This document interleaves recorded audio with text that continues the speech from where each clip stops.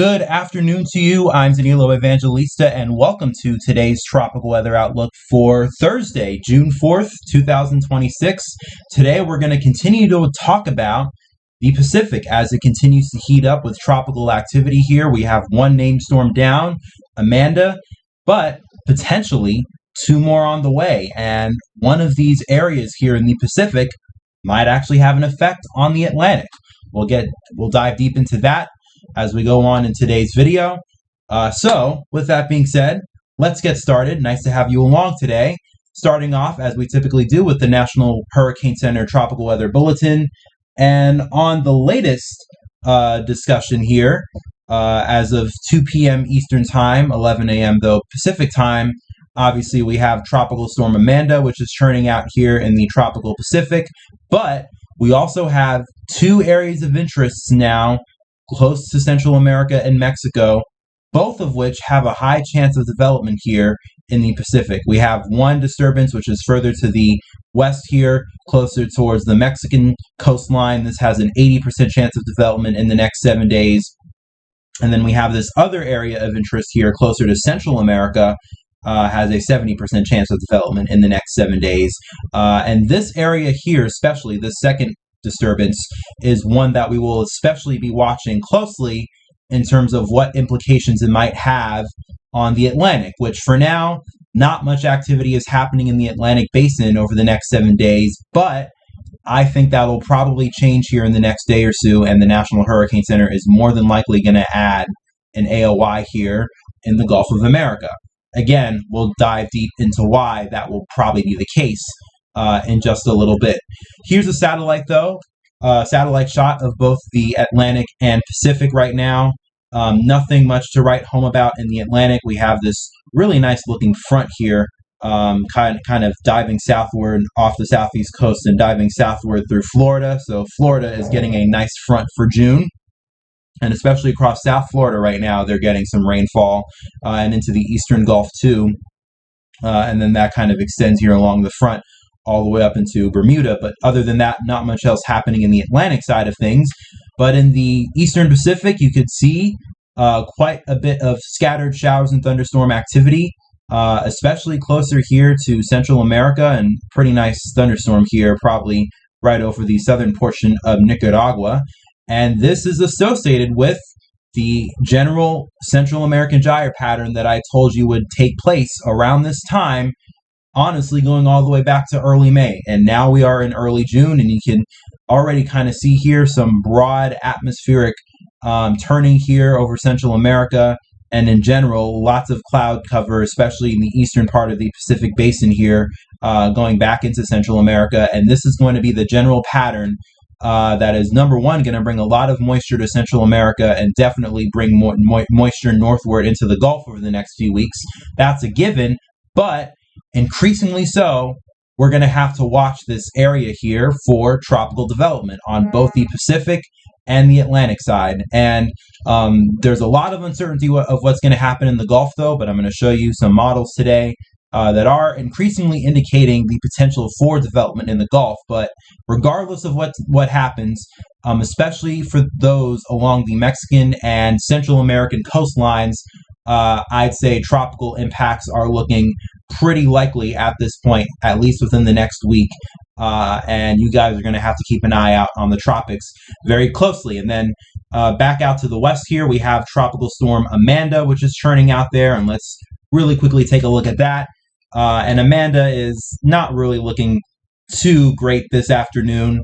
It's kind of just, churning out there, moving westward slowly with a steering current here in the Pacific. And it is dealing with slight shear, dry air, and its showers and thunderstorms here are kind of spotty. They kind of wax and wane as the diurnal maximum cycles come and go. So not really much strengthening expected here of Amanda, and looking at the next few days, probably not much going to happen at all. It's still stuck at 40 miles per hour, and at this point it is more than likely going to remain that before it weakens by the time we get to the weekend, and probably die out very quickly afterward. And just really quickly taking a look at the model intensity guidance here, yeah, you can see pretty much all of the models are very, very bearish on Amanda going forward. Might see one more chance of slight strengthening, but again, probably won't be anything significant, and it's going to die out in the coming days here. So Amanda is going to be a non-factor for the tropics, but yet and still, it is a named storm that is, checking off a name of the Eastern Pacific season, nonetheless. But taking a look at the 850 millibar vorticity, you could see, first of all, again, you could start to see the vorticity here building close to Central America. Quite a bit of vorticity right now, very stretched out and disorganized, but that's what tends to happen here with these Central American gyres. Very broad vorticity and just broad overall turning in the atmosphere, and obviously with that, lots of rainfall. But the Central American gyre pattern is setting up nonetheless here, and it kind of connects to this general area of showers and thunderstorms that kind of branches off into the ITCZ here in the Pacific. So this is going to be one of the keys here to the game of seeing how everything is going to set up here in the Eastern Pacific. And excuse me for all the notifications I'm getting on my computer right now. Hope that's not a distraction to anybody. But another part of it as well is the velocity potential. And I've also been talking about this over the last several weeks. Part of the MJO moving through, we're going to see very favorable velocity potential anomalies. And we are already starting to see that. This is the latest analysis of the current velocity potential values in the atmosphere right now. And just as forecast, you could, again with these notifications, sorry about that. Sometimes your computer just likes to act up on you and troll on you. But I hope that's not any distraction to anybody. But you can see here in the Western Hemisphere over the Eastern Pacific and into the Caribbean here, all blues representing rising motion setting up in the atmosphere, and that is happening right now. And this is associated once again with the phase 8 of the MJO setting up, and of course that itself is a major factor here, setting up the atmosphere for favorable conditions, obviously across the Pacific as well, though, for the Central American gyre, and setting the stage for everything that is going to happen here tropical activity wise in the coming weeks. So it's nice to see how all the factors here are coming into play and setting up. And again, we've talked about it for the last several weeks here. I've been telling you since early May, I've been showing you the models that around this time period in early June, we would see rising motion set up in the Eastern Pacific and the Caribbean. And now we are there, and now it is happening. So nice to see that the models are right in that regard. All right, so let's take a look. This is the European 12Z model. I don't want to show you the GFS because the GFS is all over the place right now with tropical development. I think the European is a better representation of what we should be watching for. And you can see here over the next several days here in the Pacific, as the energy here starts to come together in the Eastern Pacific along the ITCZ. We're going to have two areas that will consolidate. Both of them will be very close to the coast here. So once again, those along the Central American and Mexican coastline here are definitely going to have to watch for potential tropical impacts over the next several days. But obviously, since both of these areas will be close to the coast, more than likely we're probably going to be dealing with weak storms. This second area here is a little bit more up in the air. The European, though, on this run kind of seems to take both of these areas onshore, over land, into Mexico and Central America. And you can especially see here with this second area that especially is kind of happening because it gets pulled up into the Central American gyre pattern here. And then as we head into the end of the week and into the day 8, 9, and 10 time frame, whatever energy here that starts developing in the Eastern Pacific, you can see we start getting some sort of low pressure to form here, especially with this second area here. So going back to the map, it's this area of interest right here at a 70% chance right now. This tries to consolidate, maybe will become a weak tropical depression or tropical storm here in the Pacific, add another name, but then the energy here lifts northward and moves into the Gulf as we head into the end of next week and into next weekend. And it's a very broad system. That's one thing you'll notice, because again, it's a Central American gyre, and something that seems to happen. It almost looks like the entire gyre here lifts northward in the Gulf. So whatever happens will definitely be a very broad system, but that is a low pressure nonetheless, and it lifts northward here from the Caribbean into the Gulf, and this happens late next week. And it's not just the operational model doing this.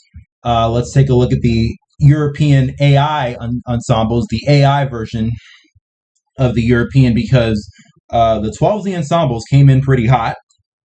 Let's take it out to hour 240. So roughly around the time here that we have something churning on the Euro operational on the 12Z, the AI Euro ensembles as well, also showing a pretty decent signal. Quite a few ensembles showing up here. Many weak, but a few strong ones as well. And it happens around the same time, lifting northward here from Central America into the Gulf. So already starting to see model agreement of some sort of broad low pressure lifting northward from Central America.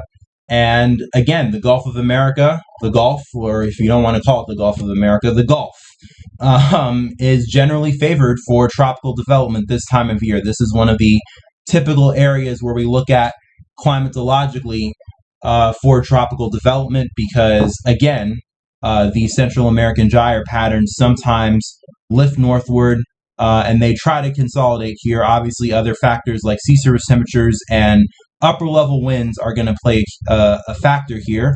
But let's take a look at the upper level winds and see how they look. And they don't look bad. Generally low upper level winds across the Gulf of Mexico or Gulf of America.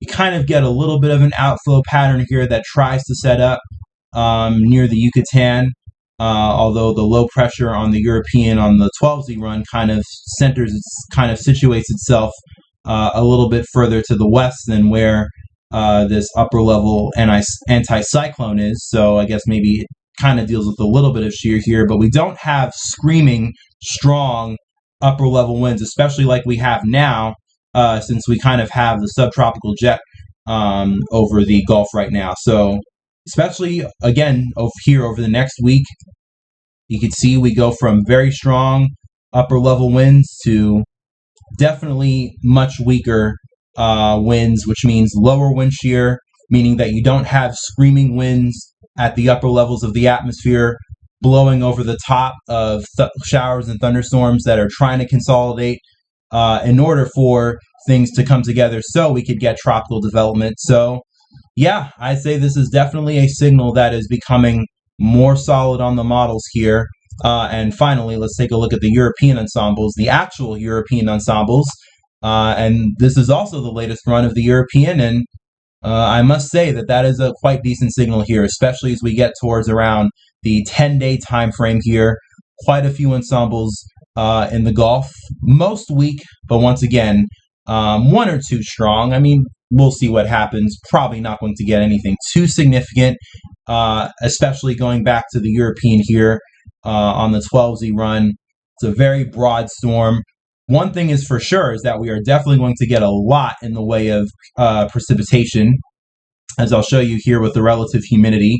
Once again, because this is a Central American gyre that'll be lifting northward, with it will come lots of moisture streaming northward from the Caribbean into the Gulf and into the southeast, especially as we head into the end of next week. So those along Florida, those in Florida and along the Gulf Coast next week, definitely going to get in on quite a bit of moisture and quite a lot more rainfall, which in many ways is necessary and needed, especially for those dealing with drought, but obviously it can lead to flooding and it can be problematic. But the ensembles here are showing a pretty decent signal for some sort of low pressure. So this does have the backing for some sort of development here. So we're going to have to watch it. I mean, it is the Gulf in June after all. And the models, as the days go by, continue to uptrend on this signal. It's still very far out, but even if you're starting to see the models kind of agree right now, I mean, it's 10 days out. It's not way too far out. It's not like we're talking about something that's 3 weeks out. At the fact that we're starting to see the models agree on something right now, we're starting to see the European on board, the GFS is showing something, although it's very messy right now with it, but both the European regular and the AI ensembles as well, also on board with something happening in the June 14th, June 15th timeframe in the Gulf.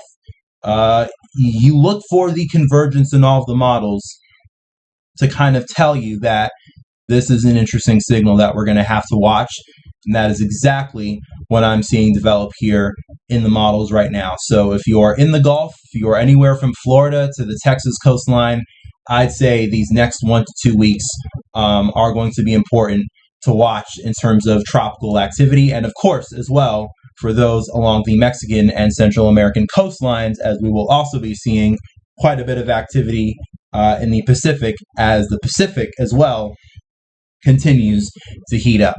All right, that's going to do it for today's video. I think we've gone over everything that we could today. Obviously, there's still a lot more things up in the air, but really at this point, only time can answer those questions. So, of course, we will be continuing to monitor everything throughout the upcoming week. Thanks for watching today's video. Hope you enjoyed it. If you did, please leave a like, comment any thoughts or questions you have below, and especially if you want to continue to get updates on what is going on in the tropics as things become more interesting, please make sure to subscribe to the channel and turn on the notification bells so you can get videos the moment I upload them. Have a great rest of your day. Stay safe. Peace, love, and kindness to you all, and I'll talk to you guys again tomorrow.